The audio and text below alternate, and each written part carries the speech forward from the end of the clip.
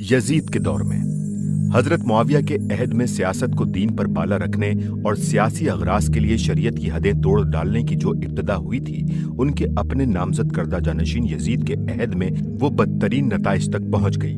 उसके जमाने में 3 ऐसे वाकयात हुए जिन्होंने पूरी दुनिया इस्लाम को लर्जा बरंदाम कर दिया। पहला वाकया सैयदना हुसैन रज़ी अल्लाह तआला अन्हु की शहादत का है।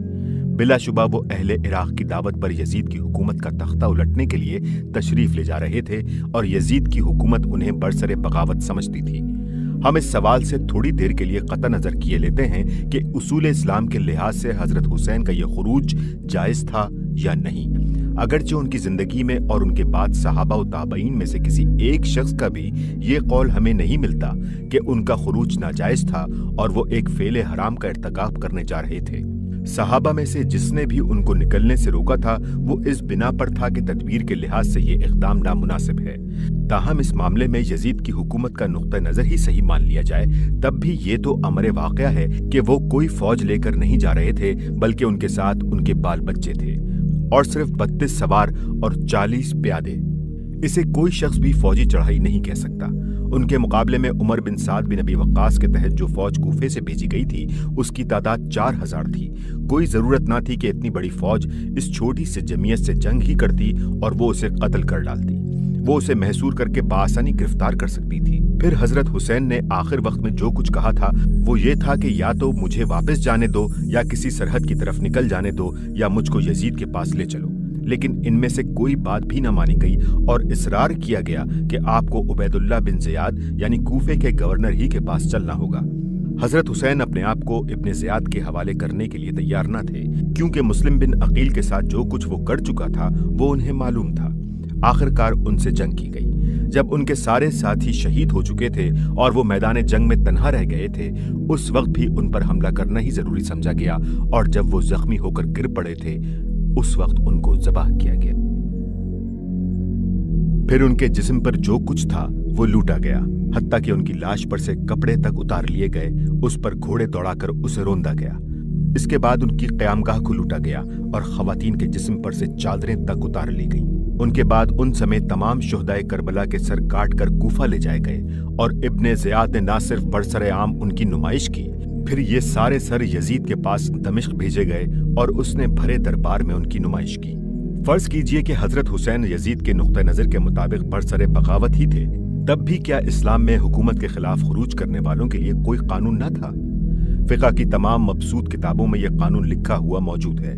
मिसाल के तौर पर सिर्फ हिदाया और उसकी शरह फतुल क़दीर बाबुल बुग़ा में उसको देखा जा सकता है। इस कानून के लिहाज से देखा जाए तो वो सारी कार्रवाई जो मैदान करबला से लेकर कूफे और दमिश्क के दरबारों तक की गई, इसका एक एक जुज़ क़तन हराम और सख्त जुल्म था। दमिश्क के दरबार में जो कुछ यजीद ने किया और कहा उसके मुताल्लिक रिवायात मुख्तलिफ हैं, लेकिन इन सब रिवायतों को छोड़कर हम यही रिवायत सही मान लेते हैं कि वो हजरत हुसैन और उनके साथियों के सर देखकर आपदीदा हो गया और उसने कहा कि मैं हुसैन के कत्ल के बगैर भी तुम लोगों की ताअत से राजी था। अल्लाह की लानत हो इब्ने ज़ियाद पर। खुदा की कसम अगर मैं वहां होता तो हुसैन को माफ कर देता। और ये कि खुदा की कसम ए हुसैन, मैं तुम्हारे मुकाबले में होता तो तुम्हें कत्ल न करता। फिर भी ये सवाल लाजमन पैदा होता है कि इस जुल्म अजीम पर उसने अपने सर फिरे गवर्नर को क्या सजा दी। हाफिज इब्ने कसीर कहते हैं कि उसने इब्ने ज़ियाद को ना कोई सजा दी, ना उसे माजूल किया, ना उसे मलामत ही का कोई खत लिखा। इस्लाम तो खैर बदरजहा बुलंद चीज है। यजीद में अगर इंसानी शराफत की भी कोई रमक होती तो वो सोचता कि फतह मक्का के बाद रसूलुल्लाह सल्लल्लाहु अलैहि वसल्लम ने उसके पूरे खानदान पर क्या एहसान किया था और उसकी हुकूमत ने उनके नवासे के साथ क्या सलूक किया। इसके बाद दूसरा सख्त अलमनाक वाकया जंगे हर्रा का था, जो 63 हिजरी के आखिर और खुद यजीद की जिंदगी के आखिरी अय्याम में पेश आया। इस वाक़े की मुख्तसर रुदाद ये है कि अहले मदीना ने यजीद को फासिक व फाजिर और जालिम करार देकर उसके खिलाफ बगावत कर दी। उसके आमिल को शहर से निकाल दिया और अब्दुल्ला बिन हंजला को अपना सरबराह बना लिया। यजीद को ये इत्तला पहुंची तो उसने मुस्लिम बिन अकबा अलमरी को, जिसे सल्फ़े सालेहीन मुसर्रफ बिन अकबा कहते हैं, 12,000 फौज देकर मदीने पर चढ़ाई के लिए भेज दिया और उसे हुक्म दिया कि 3 दिन तक अहले शहर को अतात कबूल करने की दावत देते रहना, फिर अगर वो ना माने तो उनसे जंग करना और जब फतह पालो तो 3 दिन के लिए मदीने को फौज पर मुबाह कर देना।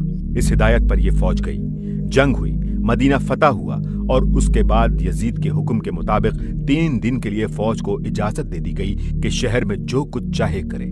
उन 3 दिनों में शहर के अंदर हर तरफ लूटमार की गई। शहर के बाशिंदों का कत्लेआम किया गया, जिसमें इमाम ज़हरी की रिवायत के मुताबिक 700 मुअज़्ज़िज़ीन और 10,000 के करीब अवाम मारे गए। और गजब यह है कि वहशी फौजियों ने घरों में घुस घुस कर बेदरेग औरतों की असमत दरी की। हाफिज इब्ने कसीर कहते हैं, कहा जाता है कि उन दिनों 1000 औरतें जना से हमला हुई। बिलफर्ज अहले मदीना की बगावत नाजायज ही थी, मगर क्या किसी बागी मुसलमान आबादी बल्कि गैर मुस्लिम बागियों और हरबी काफिरों के साथ भी इस्लामी कानून की रूह से ये सुलूक जायज था?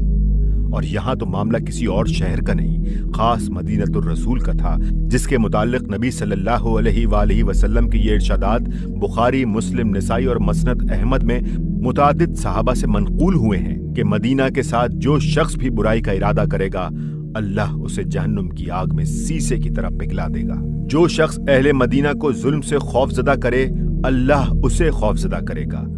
उस पर अल्लाह और मलाइका और तमाम इंसानों की लानत है। क़यामत के रोज अल्लाह उससे कोई चीज उस गुनाह के फिदिये में कबूल न फरमाएगा। हाफिज इब्ने कसीर कहते हैं कि इन्हीं अहादीस की बुनियाद पर उलमा के एक ग्रोह ने यजीद पर लानत को जायज रखा है, और एक कौल उनकी ताईद में इमाम अहमद बिन हम्बल का भी है, मगर एक दूसरा ग्रोह सिर्फ इसलिए इससे मना करता है कि कहीं इस तरह उसके वालिद या सहाबा में से किसी और पर लानत करने का दरवाजा न खुल जाए। हाशिया, इमाम अहमद बिन हम्बल के जिस कौल का हवाला यहाँ इब्ने कसीर ने दिया है, उसकी तफसील ये है कि एक मर्तबा इमाम अहमद के साहबजादे अब्दुल्ला ने उनसे पूछा, यजीद पर लानत करने का क्या हुक्म है? उन्होंने जवाब दिया, मैं कैसे उस शख्स पर लानत ना करूं जिस पर खुदा ने लानत की है। और इसके सबूत में उन्होंने ये आयत पढ़ी, फहल असैतुम इन तवल्लैतुम अन तुफसिदू फिल अर्दि व तुक़त्तिऊ अरहामकुम उलाइका अल्लज़ीना लअनहुमुल्लाह। सूरह मोहम्मद आयत 22 और 23। फिर तुमसे इसके सिवा और क्या तवक्को की जा सकती है कि अगर तुम फरमा रवा हो गए तो जमीन में फसाद बर्पा करोगे और कता रहमी करोगे। ऐसे ही लोग वो हैं जिन पर अल्लाह ने लानत की है। ये आयत पढ़कर इमाम ने फरमाया, इससे बड़ा फसाद और इससे बड़ी कता रहमी और क्या होगी जिसका इर्तिकाब यजीद ने किया।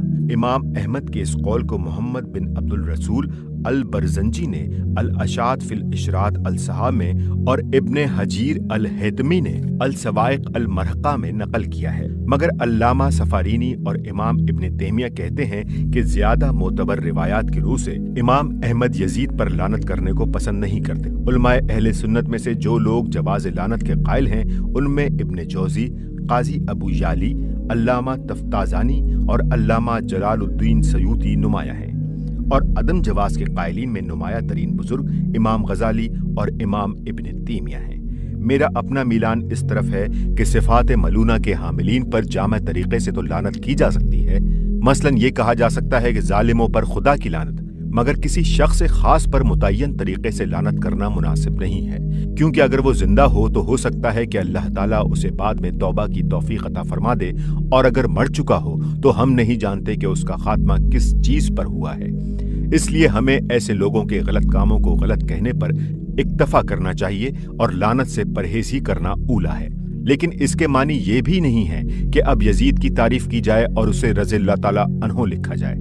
हजरत उमर बिन अब्दुल अजीज की मजलिस में एक मर्तबा एक शख्स ने यजीद का जिक्र करते हुए अमीरुल मोमिनीन यजीद के अल्फाज इस्तेमाल किए तो सख्त नाराज होकर उन्होंने फरमाया, तू यजीद को अमीरुल मोमिनीन कहता है, और उसे 20 कोड़े लगवाए।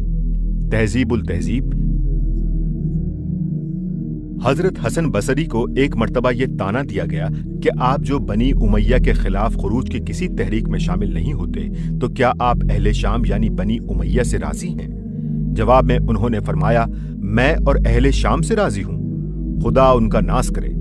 क्या ये वही नहीं है जिन्होंने रसूलुल्लाह सल्लल्लाहु अलैहि वसल्लम के हरम को हलाल कर लिया और 3 दिन तक उसके बाशिंदों का कत्लेआम करते फिरे, अपने नब्ती और कुब्ती सिपाहियों को उनमें से कुछ कर गुजरने की छूट दे दी और वो शरीयत दीनदार खवातीन पर हमले करते रहे और किसी हुर्मत की हतक करने से ना रुके, फिर बैतुल्लाह पर चढ़ दौड़े, उस पर संगबारी की और उसको आग लगाई, उन पर खुदा की लानत हो और वह बुरा अंजाम देखें। तीसरा वाकया वही है जिसका हजरत हसन बसरी रहमतुल्लाह अलैह ने आखिर में जिक्र किया है। मदीने से फारिग होने के बाद वही फौज जिसने रसूलुल्लाह सल्लल्लाहु अलैहि वसल्लम के हरम में ये उधम मचाया था, हजरत इब्ने जुबैर से लड़ने के लिए मक्के पर हमला आवर हुई और उसने मंजनीकें लगाकर खाना काबा पर संगबारी की, जिससे काबे की एक दीवार शिकस्ता हो गई। अगरचे रिवायात ये भी हैं कि उन्होंने काबे पर आग भी बरसाई थी, लेकिन आग लगने के कुछ दूसरे वजूह भी बयान किए जाते हैं। अलबत्ता संगबारी का वाकया मुत्तफिक अलैह है। इन वाकयात ने यह बात बिल्कुल वाज़े कर दी कि ये हुक्मरान अपने इख्तिदार और उसके बकाओ तहफ़्फ़ुज़ को हर चीज पर मुकद्दम रखते थे और उसके लिए उन्हें किसी हद को फान जाने और बड़ी से बड़ी हुर्मत को तोड़ डालने में भी बाक न था। दौलत बनी मरवान में